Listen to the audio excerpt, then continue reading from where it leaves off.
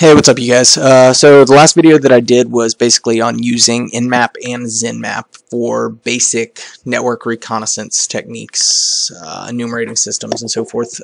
This time what I want to talk about is using ZenMAP for the purpose of performing different types of stealth scans for evading IDSs, intrusion detection systems, and firewalls. So we'll start with opening up Shell and opening up ZenMAP. And then first I'm going to talk about just a couple of options for performing stealth discovery of different systems. The first and most obvious is using a basic Tcp Syn Scan, and that would basically just be NMAP and then the system that you're trying to scan. And then the switch for that would be dash lowercase s, uppercase s.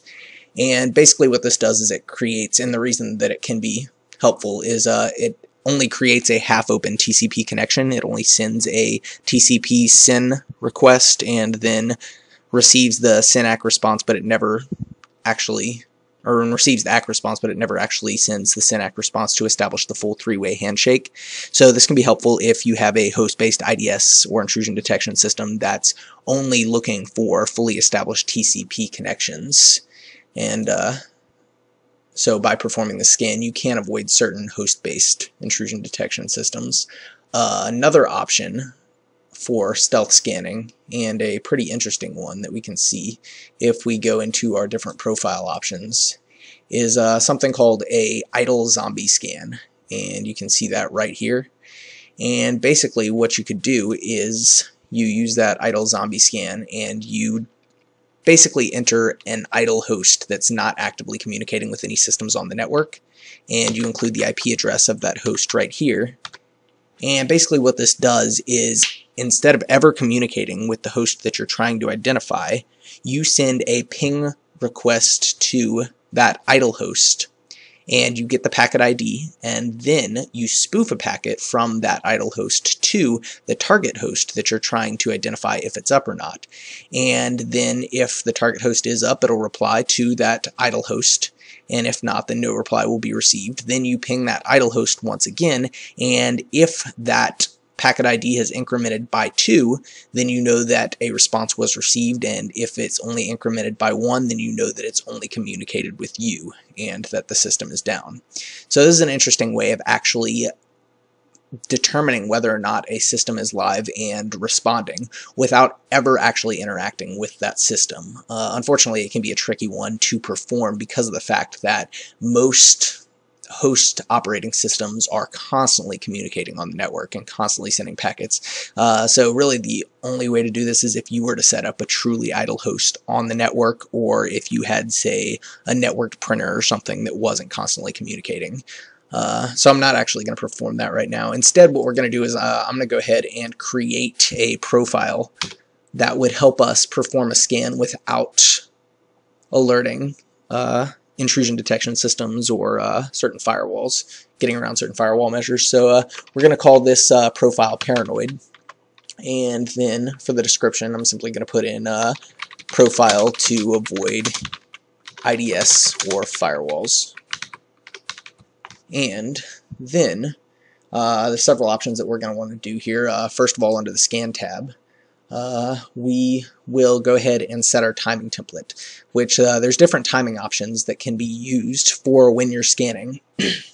Everything from really fast reconnaissance to extremely slow, but when it performs at extremely slow, it separates the time between when packets are sent to the target host and makes it less likely that you're going to alert intrusion detection systems. So we're actually going to use the paranoid function. This will drastically slow down the scan, but it'll make it much less likely that you're going to be detected.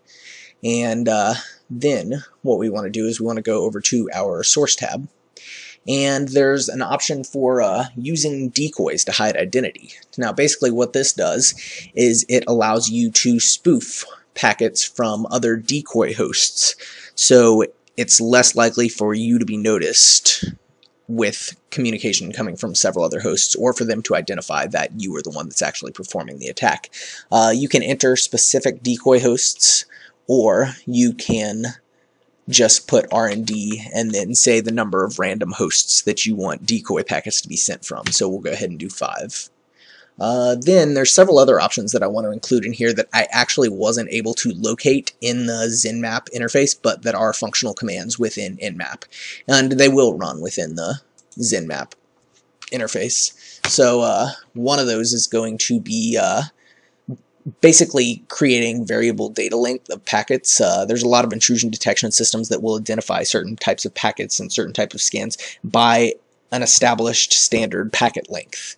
And so if you change the packet length by applying random data to the packets, then you can avoid this. So you can specify the data length with data length and then the number of bytes that you want to be appended to the packet. So we'll go with, say, 15. Then another option that we want to include is we want a lot of intrusion detection systems will, specifically network intrusion detection systems, will flag an event if you start scanning hosts one right after another in sequential order. So what you want to do is actually randomize the order that you are sending these packets and performing the scans on the hosts within a network range. So instead of scanning like 10.0.1.1, 10.0.1.2, 10.0.1.3, etc., you vary the hosts that you're sending the packets to and performing the scans on throughout the range that you're scanning. So what we would do to do that is just dash randomize and then hosts. And then another option that we want to include is we want to spoof our MAC address, which will make it more difficult for the target system or the target network that we're trying to scan to identify where the scan is actually coming from. So in order to do that, we can do spoof, then MAC, and here you can include a vendor ID and it'll just pull a random MAC address from a specific vendor. You can actually input a specific MAC address, or what I usually do is just use 0 and that'll just randomly generate a MAC address. And then finally, one other option that we want to add is -F, and and that actually apparently is on other options. I didn't realize that until it just checked it as soon as I typed that in. But what fragment packets will do is it'll actually fragment the TCP headers across several different packets so that the signature-based intrusion detection systems are less likely to be able to flag the scans that you're performing across the network. So once all of that's been done, we've created our profile. We can go ahead and save the changes to our profile. And then we'll go ahead and clear this out real quick.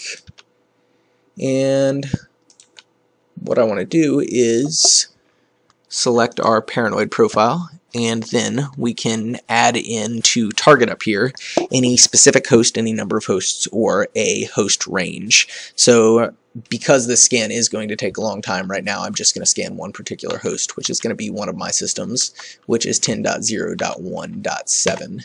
And then I'll go ahead and run that scan.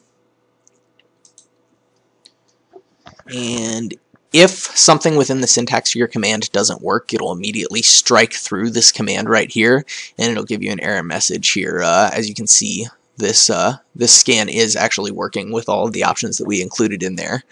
And as I said, because of the level of paranoia involved in this scan and the time that it's going to take to perform all of these actions, it's going to take a period of time to do. So I'm going to go ahead and pause the video recording right now, and then we'll come back as soon as it's completed.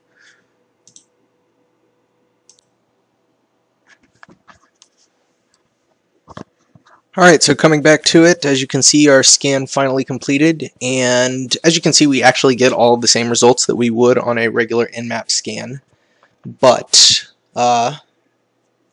instead we performed a very slow but nonetheless very effective way of avoiding intrusion detection systems and detection. For one, we avoided personal detection of who's performing the scan by obscuring our MAC address and also by spoofing similar traffic from multiple different decoy hosts, and also performed a scan that's much less likely to be flagged or dropped by an intrusion detection system, whether host-based or network-based, because of using variable packet length, randomizing the order the hosts that we're scanning, which in this particular case had no effect since I was only scanning one host, but had I used this profile for a range of hosts, would have been effective, and also fragmenting the packets across several different TCP headers. So that's pretty much all I have for you guys today. That's how to perform a paranoid, slow, but very effective, evasive scan of a network host or network range. You guys have a great day, and I'll see you next time.